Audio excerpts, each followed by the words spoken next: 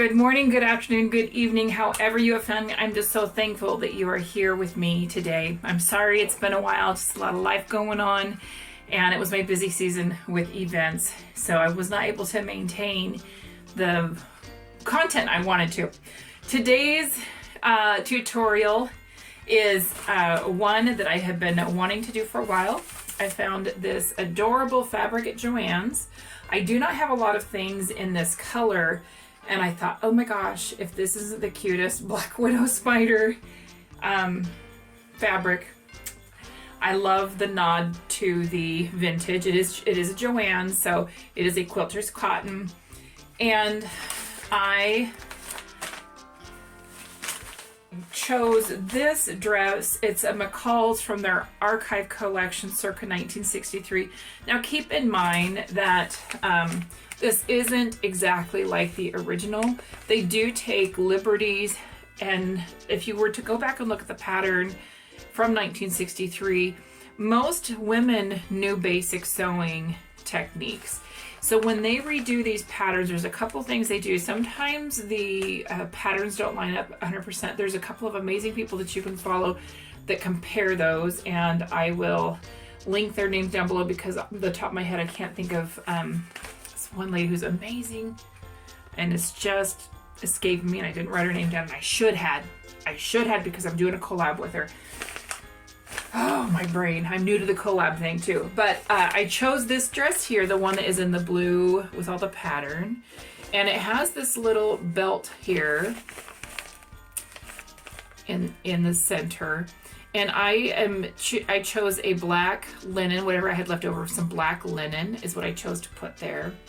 And I did not need a clasp at the top. Now, I chose the fuller skirt just because of my hips. I was going to go dancing in this, and so I'm going to show you some footage from that. The other thing I did, of course, is this doesn't have pockets, and so I used my pocket. Now this is, a piece of paper that I just, drew a nice size pocket. So I put these in because there is a waist seam and a side seam, which makes it really easy to put this pocket in. Is that all my notes? I knew that with my sizing, I was going to need to use a size 22. Now, if I were to make this again, I would probably size up to a 24 because, of course, I did not do a muslin or a mock-up. I just made the dress, and I squeezed into it and called it good, and, it is what it is. But just very exciting. So I hope you enjoy this footage. I'm going to do a voiceover with it in places and do my best to share with you the outcome of it all. I forgot to mention, I went through my rickrack and trims of that nature, and I found this black with this silver sparkly in it, and I used that in a couple places.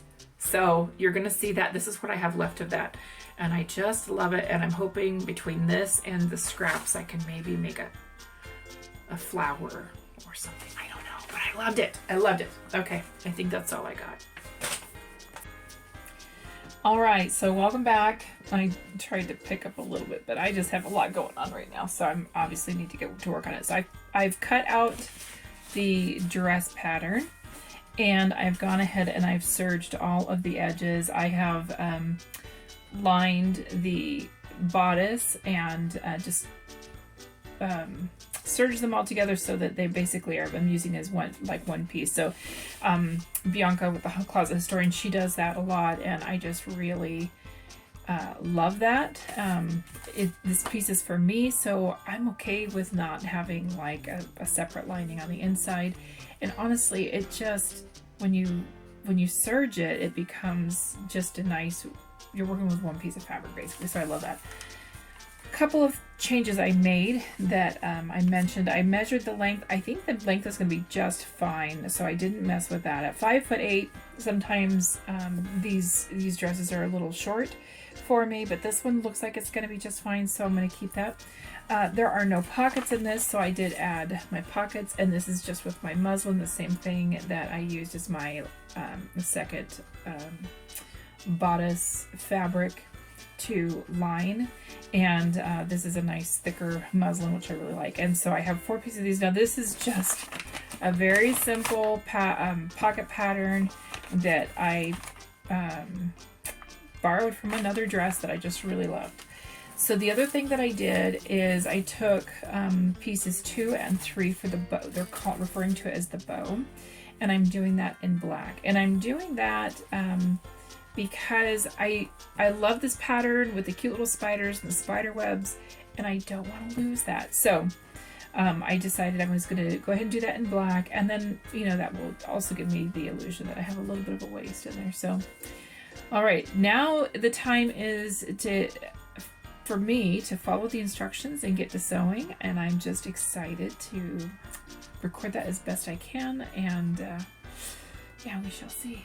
I'm pretty rusty with this recording stuff, so we'll get this going for you. So we're getting started here with sewing up the darts in the bodice.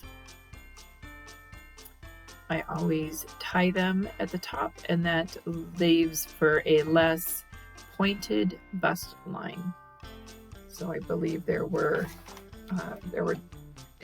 a dart in the back and 2 darts in the front. Now, I'm not extremely familiar with 60s fashion, but I do believe that the 60s fashion, the bust darts were leaning towards a more pointed bust, at least in the early 60s, and that's kind of where this goes. But even though the darts are close together, it does not become very pointy. Here is where I'm sewing up the ends of the middle of the bow, and then you turn it right side out. No, that's not what I'm doing here. No, I just sewed the ends, and it looks like that's what I was doing. Sorry. It's been a while since I've done this. I'm doing the voiceover finally. So what I did is you're supposed to gather this so that it has a little bit of a gathered stitch. So I'm just tying one side. Again, this is thank you, Bianca, something she does, and it's brilliant. I've been sewing for a long time, and I'm always learning stuff from other people. I mean, I went to school for sewing, and still there's stuff that I learned that I don't recall. So here, this is my little kit. I use an old pill bottle to, I have a thimble, and I have thread and a needle. And so if I need to do any hand sewing. So I was trying to figure out, am I going to hand sew, or nope, I can just do this. It's going to just hide anyway.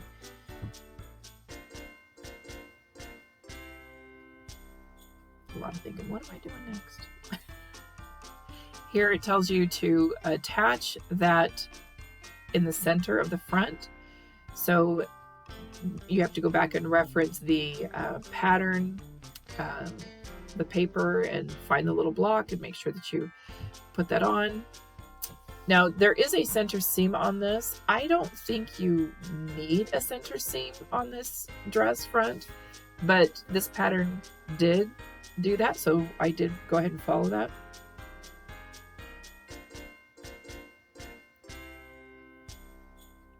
Looks like I'm doing some hand sewing. Yes, I'm left-handed. Yes, I'm watching something on my computer. It's just how I do a lot of things. All right, now what is going on here is this is the bow, and I have gathered up the center, and then I have now placed it through that hole. So it looks like I sewed these pieces together. Sorry about that. Looks like something I missed in my recording. I'm pinning it up on the sides, and I think I'm going to do a stay stitch or something of that nature. That way it has its own strength apart from the side seam when you add the backs to it. So the front is basically done. Like, I don't know, what am I doing now? To go back and look, see what's going on. I'm matching up other things on the back, like where the zipper is supposed to end. You know. Oh no, I'm drawing in. I'm drawing. I don't know what I'm doing. Drawing in it, or do the darts. There we go. You too can sew. a 1963 dress. I do generally leave my pins in. Sometimes I take them out. This is just a Pfaff Hobby 1122 machine I'm using. This is my grandmother's. She used it for quilting. And it's a pretty sturdy machine. But even my other machine I use, I don't have any issues. And it's another home one. And I run a business out of my home sewing using these machines. They're pretty basic, and that's all I need. Here I'm pinning the bodice together, the underarms. This is kind of a all-in-one sleeve. And so you sew that up, you sew the shoulders up. I found that the arm was too tight for me. I ended up just opening up that bottom seam and sewing it down as if it were just kind of a flap more than anything. It just was way too tight. Here I'm working on the skirt. I'm adding the pockets. And I'm adding all the pockets to the front. Is that what I'm doing? Probably. Doing the front seam. And then I go to the back. Yeah, there we go. Yeah, so this one's pretty easy because you just add the pockets to the side. Now I'm putting the side pieces together so that I'll be sewing up the pocket down to the hem, from waistline to hem. I hope this is making sense. Again, it's been a while since I've done a recording. And well, it's been a few weeks actually since I made this dress, so.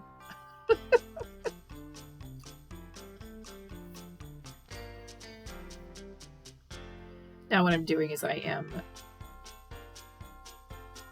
am I doing? I'm finagling with the pocket, trying to decide where they want, what else they want me to do. There is some gathering in this, and I think it was just in the center that the skirt was gathered, in the center front, or was it under the, it didn't, yeah, I did not have as much gathering as I had anticipated. It ended up being, for me, mainly in the center front, I think, and then in the back, just a couple of little gathers to each side of the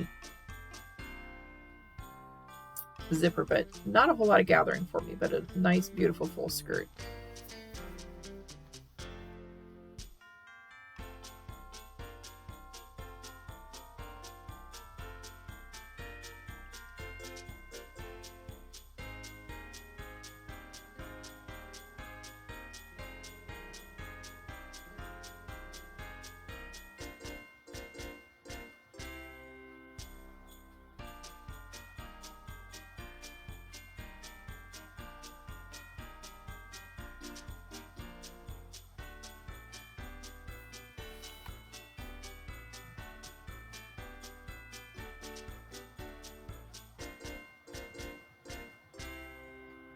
And here we go with the gathering stitches.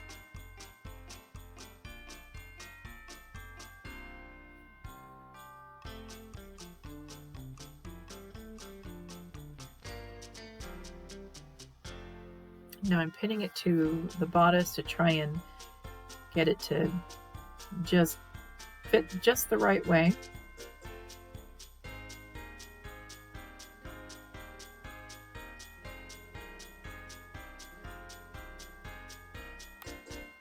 Just gathering it down.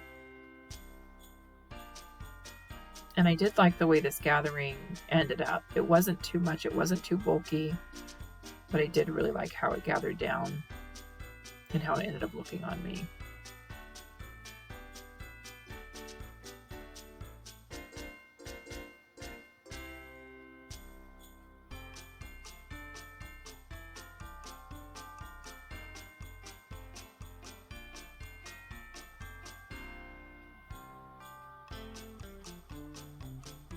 go replacing a needle. I'm notorious for breaking needles, and it's not from, my machines need to be serviced. It's that time of year. I usually try to take December off from sewing, and I take my machines in to be fully serviced. And so there's, you know, something's off, and so it every now and then I break a needle. So believe me, I have a nice, good stash of needles, and they're not breaking from the pins. It's just the timing gets off, and then might hit the plate or something of that nature. So it's not necessarily a great thing, but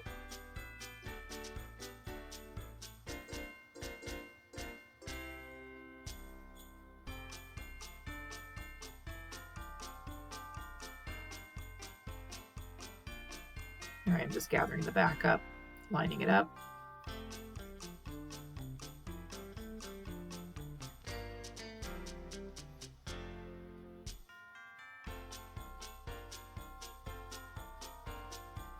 I did use a 5/8 inch seam allowance on the whole thing. I did in the bodice at the end. The bodice was snug. The shoulders were great. The bodice was snug, like in the rib cage. And so that was the only place in the end that I was not very happy with. And because there was the bow there, you had even extra like support in that area. But because it was a little snug, it would kind of ride up a little bit when I sat down. So when I stood up, I would have to pull it down so that it wasn't so snug. So in the future, I would definitely change the armhole for me, as long as I'm at this size, as well as make sure I get the rib cage a little bit larger. But everything else was really good. The bust and the hips, the rib cage was tight. So here I just tried it on real quick and noticed, yeah, it's too tight in the arms. So I made some changes. But in the meantime, here I am using bias tape. This is how I finished off the dress.